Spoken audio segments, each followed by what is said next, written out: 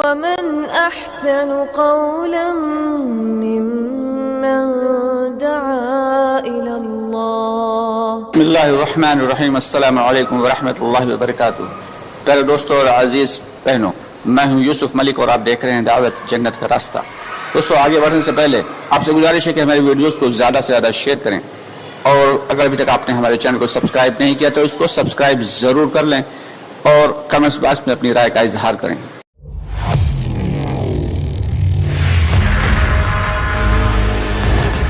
دعا کرتے ہیں اللہ ہم سب کی حفاظت فرمائے. تنور میں، جو کہ غالباً آج کل اگر جغرافی کے اعتبار سے دیکھا جائے تو سری لنکا میں ایک تنور ہے، سراندیپ اس جگہ کا نام ہوا کرتا تھا. تو وہاں پہ ایک تنور تھا، وہاں سے پانی نکلنا شروع ہوا اور ادھر سمندر نے پانی چھوڑنا شروع کیا، ادھر آسمان سے موٹے موٹے بوندے گرنا شروع ہوئے.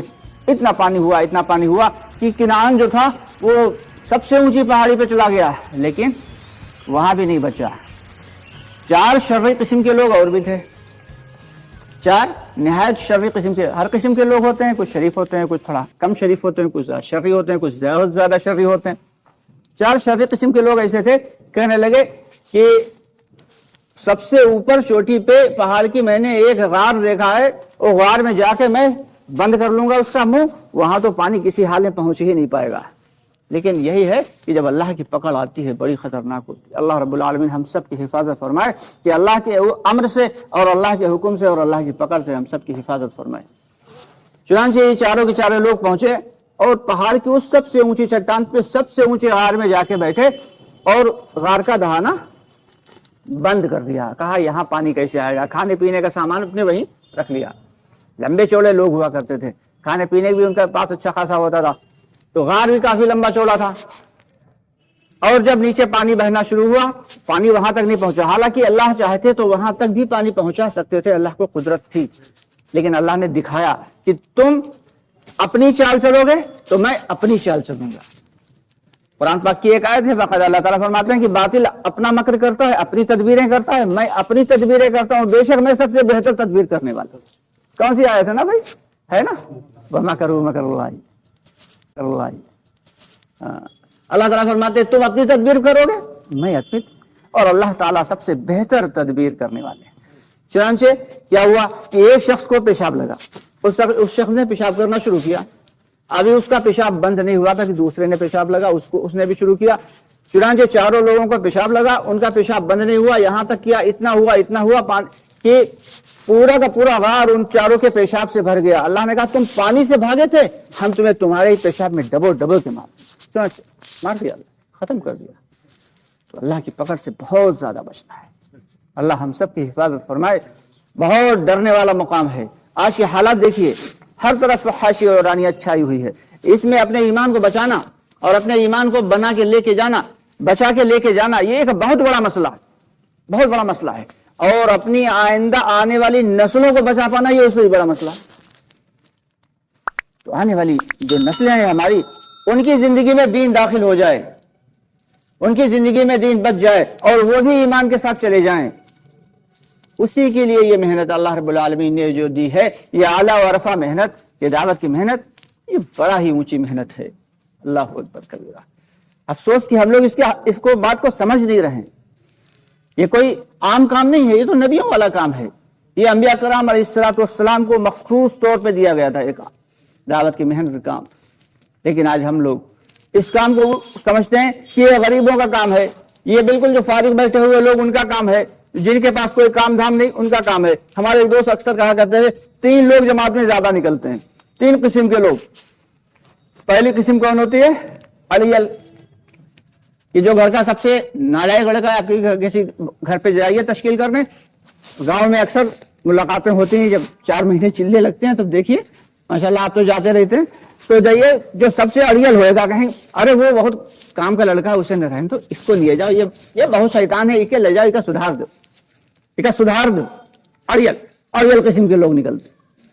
تو ایک ہوتے ہیں سڑیل، جن کا گھر میں کوئی کام نہیں، بس علاوہ چر کیا کرتے ہیں، کوئی کام نہیں، بالکل بڈھے ہو گیا، وہ کوئی کام کے لائق نہیں، نہ دنیا کے نہ دین کے.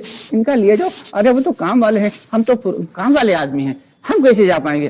जो अब्बे के लिए जाओ, दादे के लिए जाओ, बड़े अब्बे के लिए जाओ, इनका लिए जाओ, ये मतलब ऐसे जो बूढ़ा आदमी जो बिल्कुल सड़ियल उसे ले जाओ। वो एक होता है मरियल जो किसी काम का नहीं।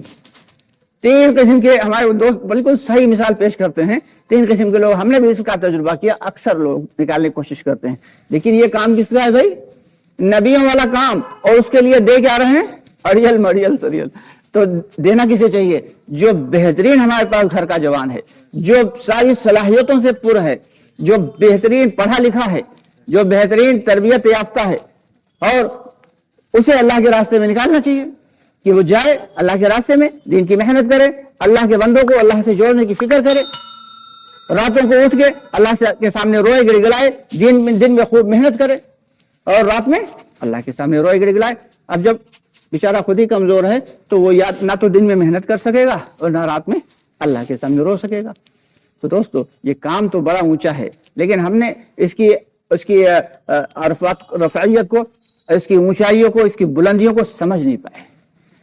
तो इसलिए हम सबकी जरूरत है ये काम, हम सबकी जरूरत है इस काम को बाकायदगी से लेने की, इस काम को फिक्रों के साथ लेने की। यकीनी बात है इस काम में जब तक लगे रहेंगे ईमान का पैमाना यकीनन बढ़ता रहेगा, ईमान की सतह, ईमान का लेवल बढ़ता रहेगा। इस ईमान से हटेंगे फिर देखिए क्या होता है, क्योंकि आदमी या तो दाई बन के रहेगा या फिर मदऊ बन के रहेगा। इंसान, कोई भी इंसान हो, दो हालात से खाली नहीं, दुनिया का कोई भी बशर दो हालात से खाली नहीं है, या तो दाई होगा या फिर मदऊ होगा। अगर हम दूसरों को दावत देने वाले नहीं बनेंगे तो दूसरे हमको दावत देने वाले बन जाएंगे। अगर हम फ्री होंगे तो फिर दूसरे हमें दुनिया के एतबार से दावत देंगे, और अगर हम खुद दूसरों को दावत देने वाले बनेंगे, अल्लाह की बड़ाई, अल्लाह की किबरियाई, अल्लाह की रबूबियत, अल्लाह की अजमत, अल्लाह की कुदरत उन्हें बताएंगे, उन्हें सुनाएंगे, तो वो हमारी दावत से खुद भी फायदा उठाएंगे और उस दावत से हमारा अपना भी फायदा होगा।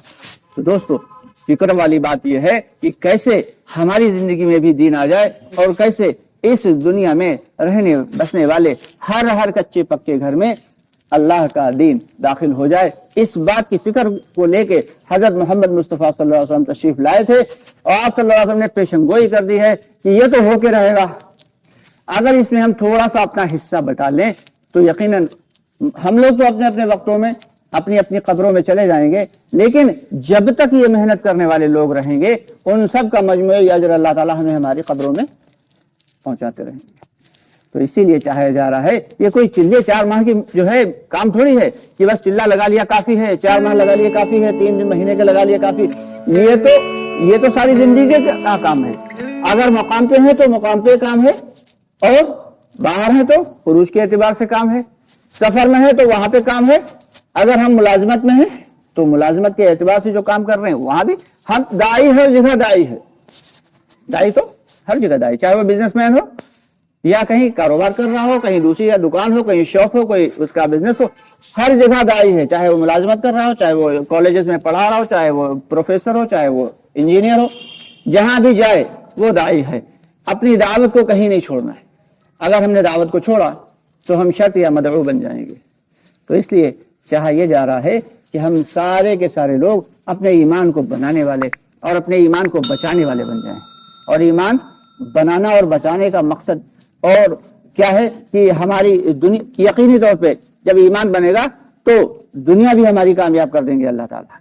जिस दुनिया के लिए हम सुबह से शाम तक परेशान रहते हैं, 24 घंटे हमारे सर पे दुनिया सवार रहती है, अल्लाह ताला इस दुनिया में कुरान पाक में साफ साफ अल्लाह ताला फरमाते हैं फिर हम तुम्हें तुम्हारी चहीती चीज भी अता करेंगे। और चहीती चीज क्या है भाई? दुनिया ही तो है। फिर अल्लाह रब्बुल आलमीन ये सहाबा कराम पे खोल दिया।